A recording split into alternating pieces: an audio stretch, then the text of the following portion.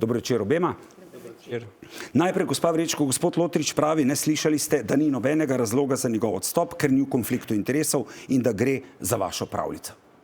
Ja, poglejte, ampak čigavo mnenje je to? A je to mnenje gospoda Marka Lotriča, predsednika stranke Fokus, mnenje Marka Lotriča, predsednika Državnega sveta ali predsednika člana poslanske skupine, torej stranke, ki je članica poslanske skupine parlamentarne trenutno? Problem je v tem, da tudi, če lahko rečemo, da formalno to ni po črki zakona, gre za to, da je konflikt interesov prisoten. Državni svet ima zelo jasno ustavno funkcijo, koga zastopa interese gospodarstva, interesnih poklicnih združenjih in tako naprej. Tudi predsednik Državnega sveta ima po zakonu o Državnem svetu tisto, kar opravlja, vlogo, ki ni enaka kot članom sveta. In zaradi tega bi bilo najmanj higiensko, da se odstopi, preden se bo vladajoča koalicija tudi oblikovala. Kaj pravite na te argumente, gospod Lotrič? Poglejte, funkcija predsednika politične stranke kot funkcija predsednika Državnega sveta sta združljivi funkciji. To govori Ustava Republike Slovenije, govori Zakon o Državnem svetu, Poslovnik Državnega sveta in pa tudi Zakon o integriteti in preprečevanju korupcije. Le-ta točno navede v prvem odstavku 27. člena, da funkcionar ne sme opravljati, voditi, nadzirati gospodarskih družb, izrecno pa reče, da je lahko le-to opravlja, vodi politično stranko. Torej, že ob samem začetku moje politične poti, potem za ustanovitvijo stranke, smo vse ta dejstva preverili pri različnih pravnikih. Določeno informacijo smo dobili tudi od KPK-ja, tako da lahko mirno zatrdim, da delam samo dobro in v korist Državnega sveta.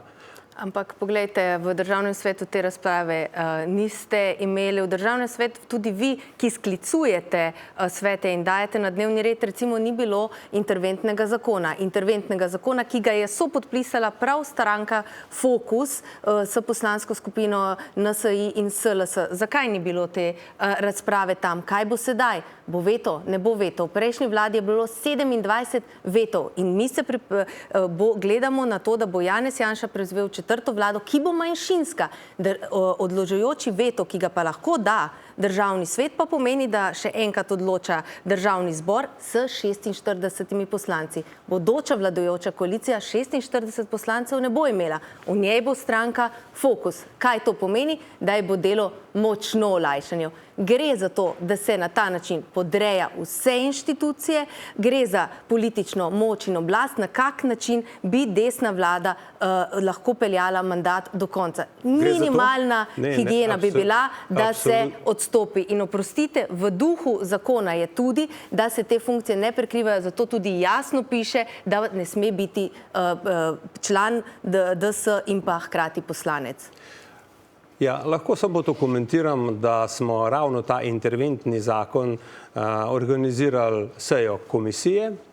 Priglasili sta se dve komisiji, pristojna, to je za gospodarstvo, in pa tista, ki želi sodelovati, to je bila za socialo, in pač predsednika sta se po napovedi in sklicu odločila, da te komisije ne izvedeta, te seje v komisiji. To je pač njuna avtonomna pravica, lahko jih vprašate, zakaj. Je pa res, da tukaj gospa Stavrečko verjetno ne pozna poslovnika Državnega sveta, kako to potekajo naši postopki. Seveda v tem času, da bi sklicali sejo Državnega sveta, ki je po proceduri danes je bila in seveda nismo mogli uvrstiti, ker je zakon že sprejet. Torej, v tem primeru nismo bili v stanju sklicati seje. Je pa nekaj res. Danes zjutraj je tudi do moje pisarne prišla informacija, sicer ustna, da se pripravlja izredna seja, to je sklic zaradi morebitnega veta. Sam sem odreagiral tako kot v celem mandatu do zdaj, takoj sem zaprosil strokovne službe, da organizirajo vse priprave, da rezervirajo se pravi dvorano, v kateri zasedamo. Določil sem tudi predviden datum, to je ponedeljek o 15. uri, vekolikor bodo se zorganizirali in podali zahtevo za veto, bo le-ta seveda obravnavan. In to ni nobene razlike med prej in sedaj. Moja naloga, in to mi priznavajo tako svetniki v državnem svetu in svetnice, kot tudi v domačem okolju, vedno delam profesionalno. Ne samo v politiki, v slovenski politiki, pač pa tudi v mednarodni politiki. Vedno je zame postulat ustava, zakoni, poslovnik in zakon o integriteti in preprečevanju korupcije. In tudi na videz konflikta interesov je lahko kršenje integritete in tu gre za jasen videz tega, kajti na eni strani se sedi na predsedniškem mestu državnega sveta, na drugi strani je ta isti predsednik že praktično v vladi, trenutno še parlamentarna stranka. Tega primera ni bilo. Ne gre se za to, da bi kdorkoli rekel, da ne sme biti član. Govorimo o predsedniku državnega sveta. Jasno je, zakaj imamo zgornji dom. Jasna je tudi funkcija državnega sveta in to, če se hleplje po funkcijah strank in pa uzurpacije popolne institucionalizacije in podreditve vsega interesom in kakšnim interesom? Interesom, da se bojo točno taki zakoni sprejemali na hitro. Zakaj pa ni bilo časa? Zaradi tega, ker se je blazno mudilo, interventni zakon sprejemati, zato da se bojo, da lahko dali odpustki kapitalu. Poglejte, jaz poslovnik in delovanje državnega sveta zelo dobro poznam, ker sem na vse svoje zakone, ki smo jih v prejšnjem mandatu dobivala odložilni veto in takrat smo morali imeti v državnem zboru 46 poslancev. Sedaj pa, ker jih gospod Janša ne bo imel, ker bo resnica zunaj, pa kadar se note strinjali, pač seveda tega odložilnega veta ne bo in državni svet ne bo upravljal svoje ustavne funkcije in to je kršenje državnosti, na čemer smo utemeljeni tudi v Sloveniji. Ja. Gospa Stavričko, očitno res ne poznate delovanje državnega sveta. Namreč to je kolegijsko odločanje. Jaz sem en svetnik od 40 svetnikov in državnik in predsednik tega državnega sveta. In vse, kar je potrebno, kot predsednik tudi upravljam. Jaz verjamem, da seveda stranko Levica, ki je že mimogrede poskušala ukiniti državni svet pred 2-3 leti, pa je pač seveda ni uspelo in tukaj lahko rečem, da gre za popolnoma ideološko prepričanje. Stranka Fokus Marka Lotriča je pa precej široka stranka. Sam nisem kandidiral na listi za državnozborske volitve 22. marca 2026, prav zaradi tega, da znižamo vsakršno možnost za to, da vstopim v vlado. Tudi me ni treba pričakovati kot potencialnega kandidata za kakršnokoli ministersko ali drugo mesto se pravi v vladi, v prihajajoči vladi. Zato, ker sem že takrat najavil, da je državni svet prepomembna institucija, da bi se kdorkoli iz nje ustvarjal si svoje dobičke, kakršnekoli si je želel. Zato jaz samo pozivam državne svetnike in svetnice, da opravljamo delo tako, kot smo ga zastavili. Moram pa še to omeniti, da tudi prav predstavniki stranke Levica so aktivni poslanci oziroma aktivni svetniki in svetnice v državnem svetu, so aktivni predsedniki organizacij, organizirajo tako imenovane proteste, organizirajo tudi kampanje v času referendumskih kampanj in drugih in zbiranje podpisov, ampak to je vse prav. Nazadnje tako govori tudi pač zakonodaja. Nikoli se nisem obregnil v to, kar delajo, opozarjal sem pa vedno, če so posegali v postopke v državnem svetu. Mogoče samo en stavek, glejte, šesti mandat je vodil moj kolega Alojz Kovšca, ki je bil hkrati predsednik državnega sveta in hkrati predsednik stranke. Zato, gospa Vričko, bi morala majčkeno nazaj v zgodovino pogledati in ugotoviti to, da je to praksa v Sloveniji in ni popolnoma nič novega na tem področju, je pa pa seveda, ko pa kot zastopnik gospodarstva in obrtnikov in podjetnikov povem, kar je potrebno v tem, povem, kar je potrebno na tem mestu povedati, se mi pa zdi, da sem dolžan opozoriti, da je interventni zakon lahko, samo ko boste dobila besedo. Ja, zdaj sem jo dobila prav, ker mi jo dal gospod voditelj, namreč, če vam smem povedati, razliko v tem. Razlika je v tem, da zakon opredeljuje naloge predsednika državnega sveta. Prejšnji predsedniki državnega sveta so morda lahko bili tudi člani, a niso bili predsedniki parlamentarne stranke, kaj šele vladne stranke. Poleg tega seveda imate vi poslanko, koliko verjam tudi vaša sestra, v parlamentu.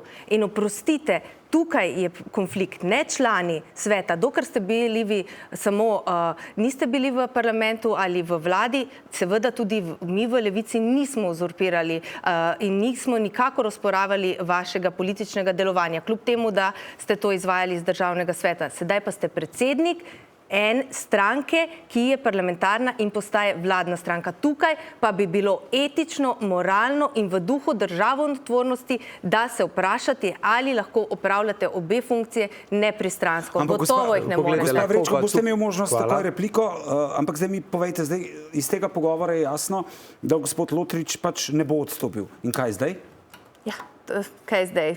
To je kaže točno na to, na kakšen način bo delovala bodoča koalicija in točno na to, kako stranke te koalicije razumejo države, tudi stranka Fokus. Razumejo pa takoj, da je država njihov plen, da si lahko podredijo vse institucije brez upoštevanja minimalnega demokratičnih standardov, parlamentarizma in konec koncev tudi tistih temeljev naše države, na katerih so bile te institucije ustanovljene. Vi boste ustrajali na mesto predsednika državnega sveta kljub tem očitkom? Poglejte, to je samo očitek Levice. Naj pa ob temu sam povem, da sem bil dvakrat pozvan k prestopu na levo stran, če lahko tako se izrazim, in seveda, ker sem vedno v povolilnem času. In ko seveda sem to gladko zavrnil, ker so bile nespodobne ponudbe, poslušajte to, so se sedaj spravili na magistro Marjeto Šmid. Se to je logična posledica. Poglejte, to je modus operandi ideološkega pristopa, ne pa reševanja dejanskih problemov. Gospod Lotrič, kdaj sva midva o tem govorila? Povejte po pravici, a strani Levice? Čakaj, jaz sem vas prej, ste me prekinila, pa sem potem počakal, da ste povedala, zdaj boste pa pustila še, da jaz povem. Poglejte, ta interventni zakon, a veste, kaj me pri tem interventnem zakonu prav fascinira? Vedno, ko vaši kandidati nastopajo v javnih medijih, opozarjajo na to, da se bodo osnovne življenjske potrebščine pač znižale, cene znižale, ker bo davek se znižal. In poslušajte, vedno povejo, da so v osnovnih življenjskih potrebih kondomi. A je to povezan s fotopubom? Ampak, oprostite, prosim vas, kakšen nivo komuniciranja pa je zdaj to? Kaj pa zdaj hočete? Prosim, razložite mi, kako lahko mene vprašate, kako povezavo ima fotopub, kondomi, interventni zakon in nekaj prestopi, o katerih sva midva govorila kdaj. Prosim vas, pazite, kaj boste govorili, ker bom uporabila tudi pravne možnosti, če boste na kakršnikoli način namigovali na karkoli lažnega. Izbirite besede, kaj boste zdaj povedali od te točke naprej. Lahko samo to povem, da sem jaz predal že mojim odvetnikom, tudi vaše ravnanje, zato lahko mirno to govorim. Kakšno ravnanje? Ampak dajte mi povedati, gospod Lotrič, dajmo to razčistiti. Ali so vas iz Levice, iz stranke Levice, kdo blizu Levice ali stranke Levice vabil na ta prestop na levo stran? Kdaj smo mi to govorila pred danes? Ali je to bila kakšna druga stranka? Nazadnje sva bila skupaj na Škofjeloškem pasijonu, kjer sva sedela drug ob drugem. Kdaj sva po tistem govorila o kakršnih koli prestopih? Jaz govorim o levi strani, o Levici pa govorim takrat, ko vaši predstavniki so upleteni. Kateri predstavniki Levice, stranke Levice so bili v karkoli upleteni in prosim, povejte še enkrat javnosti vaš primitivizem zdaj glede Fotopuba. Sredi, da ste izgubila živce, saj meni jasno. Ja, mislim, oprostite to, kar ste se pa zdaj šli, je pa pod nivojem in še en dokaz, da predsednik Državnega sveta niste primeren. Ne, glejte, jaz sem vam zdaj to povedal zaradi tega, ker me ideološko napadate. Ne, napadam vas ideološko, napadam vas glede tega, na kakšen način razumemo državo. Imamo Državni svet z zelo jasnimi pooblastili in parlament in parlamentarne stranke in vlado. In vaša funkcija se tukaj prekriva. In zato smo vas pozvali k odstopu. Poglejte, lahko mi pozivamo, lahko vi pozivate, ampak tudi jaz se ne morem znebiti občutka, da nekdo, ki je bil ustanovitelj 8. marca, ki ne vemo, na kakšen način se financira, a se financira preko slovenskih obvodov ali preko tujih obvodov, ampak ustanovitelj je danes minister verjetno. In to so vsa vprašanja o integriteti vsakega posameznika. Jaz vam pa lahko samo to zagotovim, da sem v izogib vsakemu dvomu v mojo integriteto, poglejte, v vseh letih delal pošteno za ljudi, za sodelavce in zadnje 3 leta delam tudi v Državnem svetu. In ko glasujejo poslanke in poslanci, pa naj si bodo to eni ali drugi, ko govorimo o moji funkciji, vedno pritrdijo pač predlogu, ki ga dam. Meni je zelo žal, da je očitno gospod Lotrič in stranka Fokus že globoko v tej vladi. Kajti predtem se takšnega diskurza, ki si ga je tu danes posluževal in s katerega je bil očitno inštruiral, ni nikoli na nobeni debati, pa smo bila na večkrat skupaj tudi v predvolilnih soočenjih, posluževal. Žal mi je, to, kar ste zdaj dokazali, je točno to, kako bo delovala 4. Janševa vlada, samo s kreganjem, razvajanjem, poniževanjem in zmišljevanjem. Poglejte, sam nikoli ne bi začel tega pogovora, kolikor ne bi stranka Levica in gospa Asta Vrečko namenoma začela kršiti slovensko ustavo in me pozivala k odstopu in navajala dejstva, ki jih zakoni ne vsebujejo. Najlepša hvala obema, da ste bili naša gosta. Hvala. Hvala.